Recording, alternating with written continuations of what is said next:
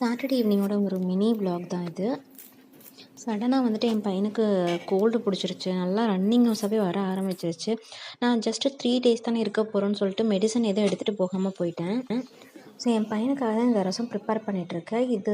இது குடித்தா கொஞ்சம் கோல்டுக்கு கேட்கும்.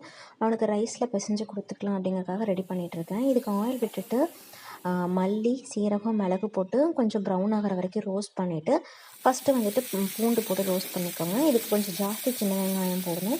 சின்ன வெங்காயம், தக்காளிலாம் ரோஸ்ட் பண்ணிவிட்டு கடைசியாக ஒரே ஒரு கற்பூரவள்ளி தழை மட்டும் நான் போட்டேன். அந்த சூட்லேயே அது வந்துட்டு இதாகிக்கும். கூட லாஸ்ட்டாக மல்லித்தூள் மட்டும் இறக்கறதுக்கு முன்னாடி போட்டு பரட்டி எடுத்துக்கோங்க. எடுத்து இதை நல்லா அரைச்சி இந்த மாதிரி தண்ணியாக ரசம் வச்சு எடுத்துட்டோன்னா தாளித்து எடுத்துட்டா ரசம் ரெடி. நீங்களும் வீட்டில் இந்த ரசம் ட்ரை பண்ணி பார்த்துட்டு எப்படி இருக்குன்னு கமெண்ட்ஸில் சொல்லுங்கள். தேங்க்யூ.